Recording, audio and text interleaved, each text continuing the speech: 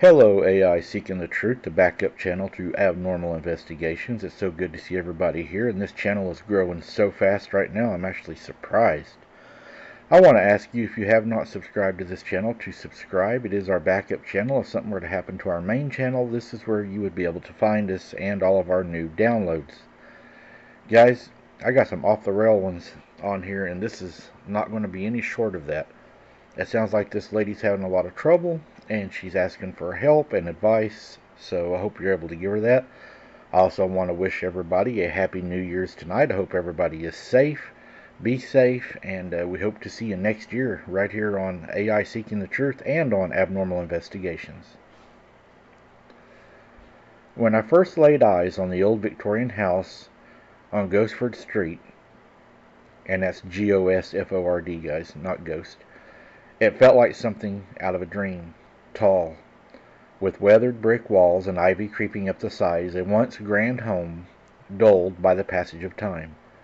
The large windows, framed by dark wood shutters, hinted at the house's age and the many lives that had sheltered over the decades. It was the perfect mix of charm and mystery, and the price was too good to deal to pass up.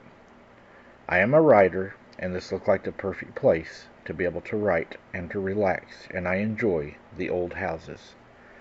In retrospect, that absurdly good deal should have been my first clue. Moving day was a blur of boxes, furniture, and exhaustion. By the time the sun dipped down below the horizon, I was surrounded by half-opened boxes. The room was lit by the soft glow of a single lamp, casting long shadows across the floor. The house creaked as it settled for the night, the sound almost a sigh. A tired exhale from the walls that had seen too much. I decided to explore the attic before calling it a night. The narrow staircase groaned under my weight as I ascended, and a cloud of dust greeted me when I pushed open the heavy wooden door. Blindly, reaching my hand out for the light switch, my fingers made contact with the cord. I pulled it, and with a soft click, the room was engulfed in the flickering light of those long and rectangular fluorescent light bulbs. I gazed at the room before me to find it cluttered with old furniture, forgotten trunks, and relics of lives long past. As I picked through the piles, I noticed a small weathered box tucked away in the corner. It was covered in cobwebs, and it looked as if it had been there for many, many years. But the weird thing was, it was taped so tight, and it was chained to the wall with a dog chain and a lock. My curiosity piqued.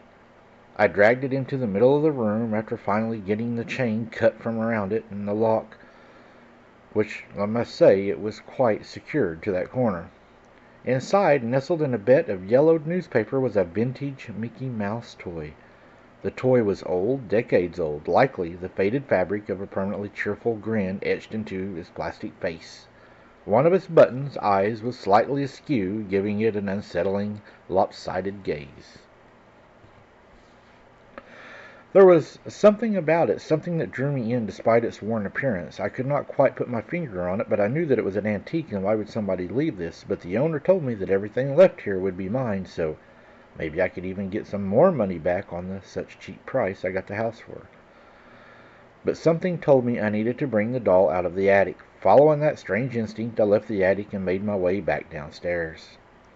With great reverence, I placed the doll in the center of the bookshelf that had been quite built into the wall to the left of the fireplace. A twin shelf set on the other side, which I had already started to fill with my own knickknacks and books. Once I was happy, the doll was set in a good position, I stepped back and admired the doll.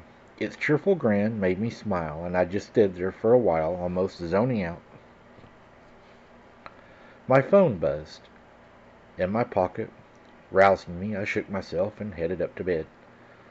A week passed by, and I was starting to settle in nicely to my new home. Mickey still set pride of a place on the shelf. I had placed a couple of other bears I kept for sentimental reasons, and a porcelain doll I had since childhood on the bookshelf too. Strangely, though, they kept falling off randomly throughout the week.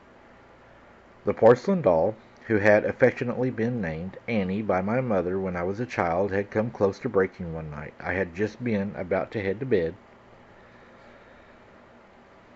and that's whenever I heard the thunk near the fireplace. I was startled to find that Annie had slumped to the side and was slowly slipping from the shelf. I quickly darted across the room and grabbed her before she could fall. As I cradled Annie close in relief, I heard another dull thud and shifted my eyes to see Mickey doll had now fallen, its plastic face laying against the shelf with its button eyes staring directly at me. I felt a shiver, and I instinctively grabbed the other bears and carried them along with me and Annie up to my bedroom. Once the door was shut behind me, I carefully placed all of my childhood toys down on the bed. For the first time since I had moved in, I made use of the large ornate key that sat on the keyhole and locked the door. For added measure, I placed the key inside a drawer in my dresser. I knew I was probably being irrational, but what had just happened with the Mickey doll downstairs had freaked the hell out of me, and I was as if deliberately trying to push any other dolls or bears away from that shelf, as if the bookcase was itself did not want anything on it. As frightened as I was, I did not get rid of the Mickey doll. I know what y'all are thinking. Why did you keep a doll that was doing this? But I knew that this doll was an antique, and like any other kid, who doesn't love Mickey Mouse? Or maybe it was I was more scared that I should not get rid of it. After that night, I avoided the living room at all costs, only using the kitchen and going straight up to my bedroom when I got home from work. My bedroom also had an attached bathroom, which meant once I locked myself in my room for the night, I would need to leave the safety of my room no more until morning. That is not to say the locked door stopped any more strange occurrences from happening, though. Just this morning, something jolted me from sleep in the early hours of the morning. I wiped groggily at my eyes and sat up in bed. The early morning light was just starting to filter in around the edge of the curtains. It was then I heard what had woken me up. A soft thud sounded against the outside of the bedroom door. All traces of sleep vanished. Then I started staring at the door. The sound came again. It sounded like something small hitting against the wood of the door. The noise came again, louder this time, and I had to cover my mouth because I was about to cry. The thudding suddenly stopped, and my blood almost felt like it had pooled in the back of my head. It did not sound human, and the laughing grew louder. Yes, I said it. There was laughing, taking a maniacal cadence. All of a sudden, the door handle started to rattle violently. I screamed. Like a child, I threw the covers over my head and covered my ears, just hoping it was all a nightmare. The laughing continued. I cowered under the covers. I do not know how long it went on for, but the next thing I knew, I was waking up to the sound of silence. I had fallen asleep. I scrambled out from under the covers and checked the time. It was 11 a.m., unfortunately the weekend. I strained my ears, and all I could hear was the usual creaking noises of the old house settling. My bedroom door still stood shut and locked, and I plumped back onto the bed, sighing in relief. I knew I had heard and experienced a very, very evil laugh, but part of me was now wondering if it had all simply been a dream. I mean, a doll falling off a shelf was one thing, but the demonic-sounding laughter of Mickey doll? Yes, I forgot to tell you, it was Mickey's voice laughing in the hallway, trying to break into my room. It was a whole new level of crazy, because when I looked over on the floor, there was all my dolls except for Mickey. It was missing. It's late afternoon now, and I curiously checked out the rest of the house earlier just to ensure that it was not just due to some deranged squatter, but when I opened the door, Mickey Mouse was laying at the base of the door with wood chips laying on the floor like he had been clawing at my door all night. Just to ensure it was not due to some hallucinative, I then knew this house did not have carbon monoxide poisoning or anything. This doll had actually been scraping at the door because I had cleaned the house. There was wood chips. His fingers had been clawing at my door all night. And how did he get to the hallway? This doll was walking around my house at night laughing, trying to get into my room, and scratching at my door all night, actually peeling off parts of the wood. However, all the doors and the windows are still firmly locked, and the Mickey doll is back in its usual place, staring at me with its creepy grin. I'm not sure what to do now. Do I go and stay at a hotel for a little while? What if last night wasn't what it wanted? Maybe it wants to be with me. Maybe I accidentally left it out of the room, but I know I left it in my room. I'm starting to go crazy. I don't even know what this doll is doing, but I know that laugh was the most eerie, scariest thing I've ever heard. The doorknob wiggled so violently I thought it was going to pull the doorknob out of its hole. And the scratching at the door and the laughing, oh my God, Mike, I can't even begin to tell you the fear that I had. I honestly thought I was going to die.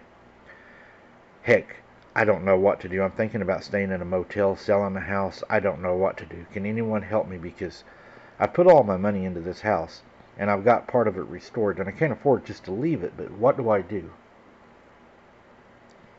Wow, that is a wild story. I would say that Mickey doll was probably chained in the attic for a reason and taped in that box so strongly, because I would say the people that lived there probably had trouble with it also. Um, get rid of the doll. I'm sure you can get a hold of a preacher or some paranormal group that'll take it off your hands and probably store it somewhere. I would get rid of the doll, and I would get a preacher to come in and bless the house. That would be what I would do.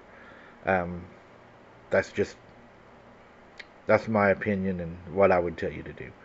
I hope you get it took care of. I hope to hear back from you, and I hope you're able to keep your house and restore it. But I would definitely get rid of that doll and have my house blessed.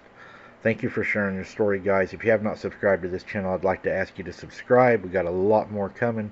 This channel is going to blow up, I have a feeling, because I'm starting to get a lot more of these encounters people are sending in. Thank you for joining us, guys, and always remember, you have the power over these things. You don't have to let them stay. They're not welcomed.